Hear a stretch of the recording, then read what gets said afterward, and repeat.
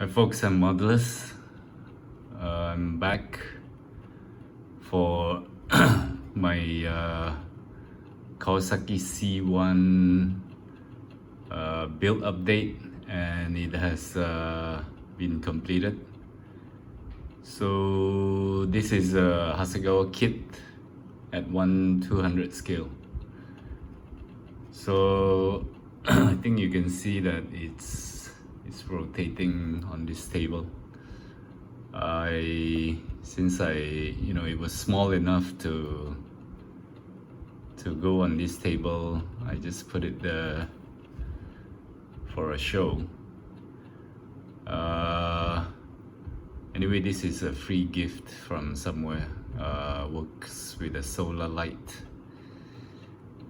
Okay, so let's get on with the kit's build update. I'll just pick it up here. I'm gonna put this aside, and I think for those who have been following this build, in my last build, which is actually part 1 anyway, so this is part 2. I haven't painted it. I have actually assembled everything, wings, except for the engine. So I did get a comment from a person that goes by the name Zainmu. So he did advise that the engine needs to be attached first, but since I didn't follow his advice, I did pay a price for having a very difficult time. So okay, so I'll come back to that later. So just run through with you. So since the last update, I've attached all the parts, puttied, painted, sanded, and then so after that, what I've done is I've done a black primer, and then I started painting with silver. So actually, to be honest, after I painted it, I have done several times of painting. A lot of the gaps were not good. The sanding works were not good, so I had to do a lot of rework, and it was just taking a lot of time. So but anyway, I have finally worked it out this way. So I've painted the silver, and then I have masked these areas to do the gray on the flaps here, and also at this tail, this area, this gray. And then came the masking for all these black parts here, which was quite difficult to do actually, because these kind of areas, to mask this kind of areas is not easy. It's an uneven surface, and it's a very small area. So I did do a lot of touch-ups after the masking job. So this was all masked up. So I did the gray first, then all the black areas, and this tail area here, actually I even forgot to mask this, and I did this last. And this fin here was masked, and then the nose area. So the nose area was also very difficult to mask. I did use some the sol, for these rounded areas here. And so after the black, all this gray was done, I did a coat, clear coat, and came the this top decal here. So after I've done the decal, then only I've attached the engine, and I realized that yes, coming back to what there was a comment from somebody. So there was a very big gap here on the engine part here.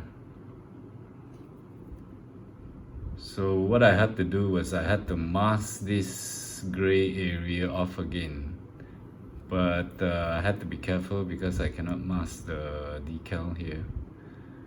And then I had to just slowly sand off this area. So that was not easy. And I think you can see that the sanding work is not so good, because it's really difficult to sand off this these areas here underneath the wings. And he did also mention that he's actually doing this same model, and he did mention that he made a mistake by attaching the wings first. But the thing about this kit is it's either you attach the wings first or the engine first. But either way, there's gonna be problem, because if you attach the engine first and get this part cleaned off, and then later attach the wings, so underneath this area is gonna be very difficult to sand and putty. So without the engine, it will be much easier. So what I did was I attached the wings first, cleaned up this area, and then later, in fact the engine was attached after the painting on the body was done, and I was supposed to clean up this part first, but somehow I forgot and attached the decal first. But I still managed to sand it up. So it looks integrated now. There is no gap, but underneath looks not so good. But I think that's the most I can do. And same goes for this side. And this side, there is a little bit of some waviness there, but I think that's the best I can do. So after I sanded here, I had to mask this back, and then had to, since I don't want to stick any masking tapes here because the decal will come off. So I just put something like a cardboard like that, and then sprayed up this area. And it turned out like that. So there are no gaps here, but on the other side, not sure if you can see. Yeah, it's not so good on these internal areas, which was very hard to reach in, which is the price I paid for attaching the engine last. But then again, that area is not so visible compared to the outside, so maybe it's not so bad. So then after these things were done, then I went ahead to do the rest of the decals. And these decals, Hasegawa decals, are a bit different from trumpeted decals. Somehow they're very sticky. So when I tried to press it, after I use the mark softer, try to press it with a cloth, and usually what happens is the decal sticks to the cloth and it just comes off. So it's trumpetter's decal doesn't come off like that. So somehow Hasegawa's decals are very sticky, so I have to be careful on that. And then one advice I would give is okay, so this white circle and the red circle is a separate piece of decals, two separate pieces. So you have to stick the white first and then the red. But my advice would be, after the white is after you apply the white circle, leave it to dry first, then put on the red, because I did both at the same time, and it was after I lined this red color, the white seems to be moving around also. So if you don't want the white circle to move, let it dry first, then apply the red and then adjust it.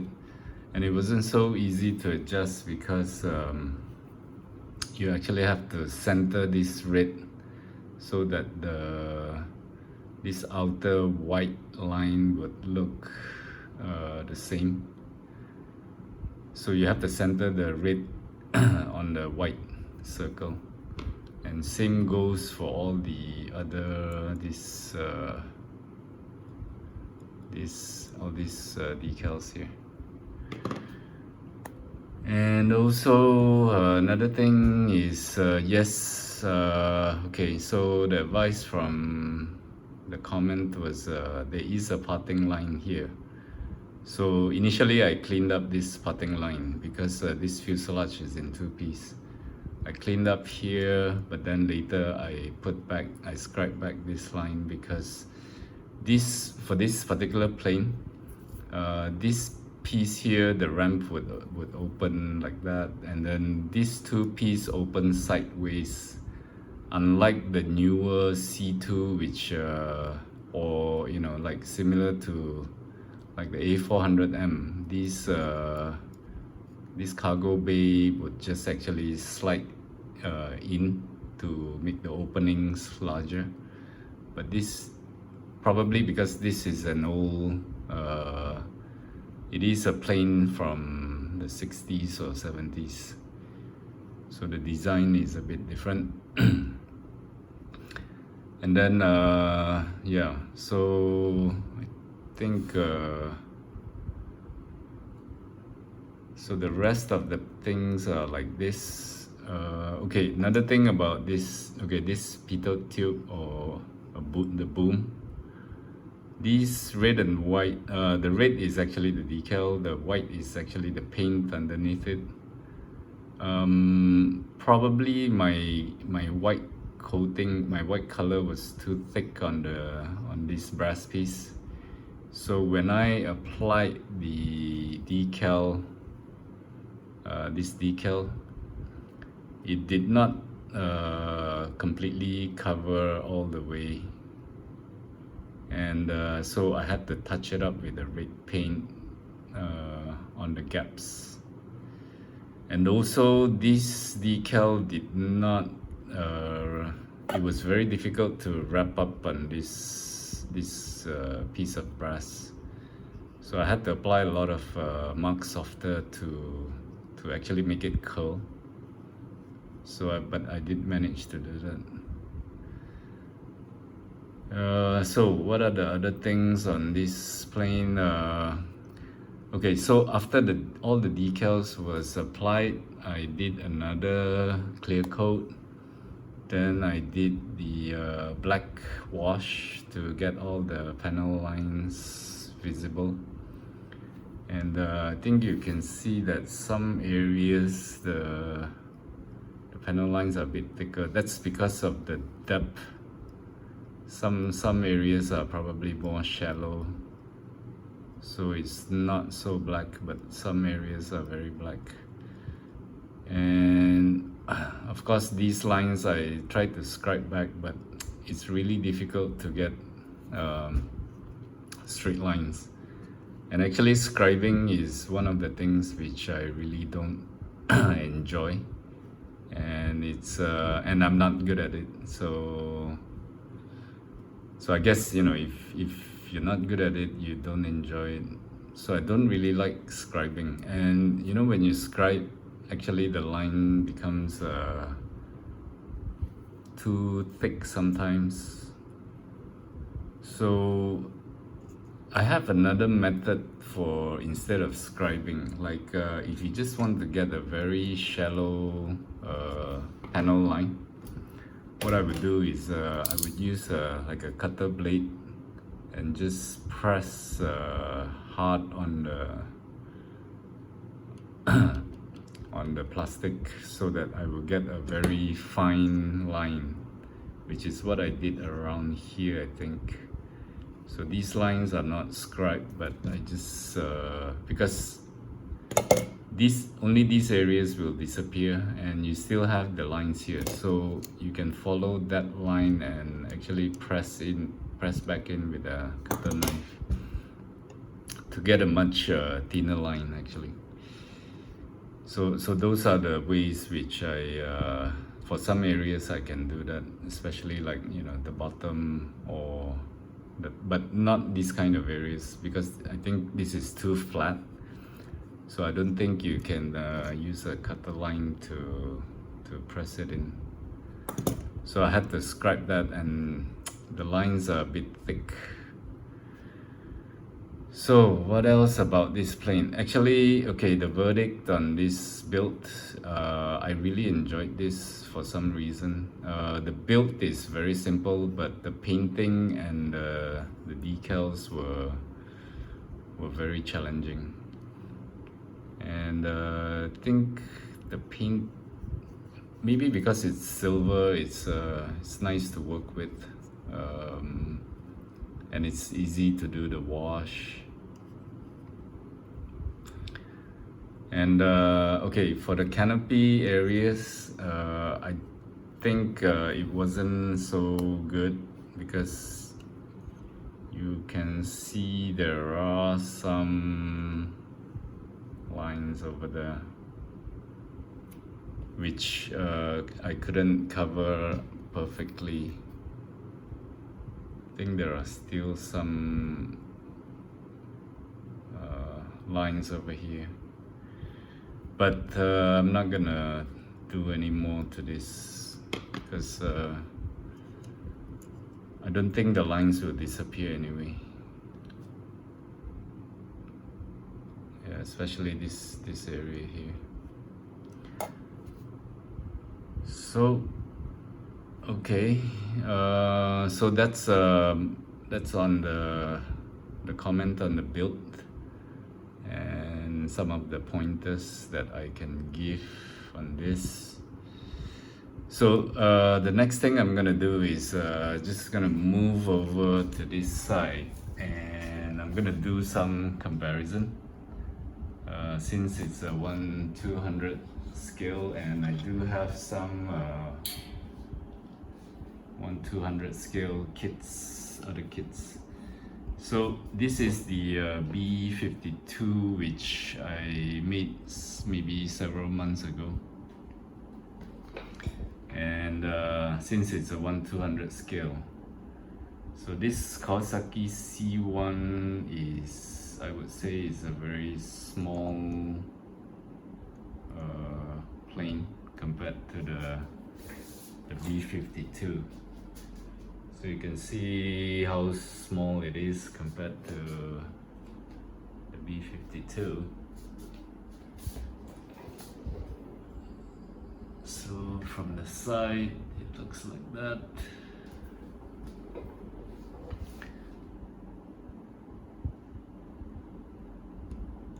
And okay, so there's another kit that I wanted to compare it to. It's not in the same scale. This is the C2, Kawasaki C2, which is the newer transport plane from Kawasaki. So this is actually the predecessor, the C1. So of course it's not in the same scale. I wish it was, but it's not. But then you can see that the shape is pretty much the same, except for the engines, which this is like the old type of engine, and this is the new, bigger type of engine. But besides that, I think, yeah, the design of the shape is much similar.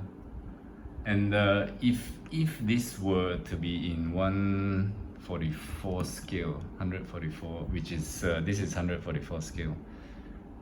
This C1 is actually about 1/3 of the size of this C2, so it is smaller. And of course, we can't really tell the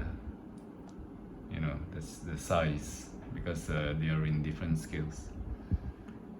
But it is a smaller plane. And lastly, I just wanted to quickly compare it to this Pegasus, which is in 1/200 scale.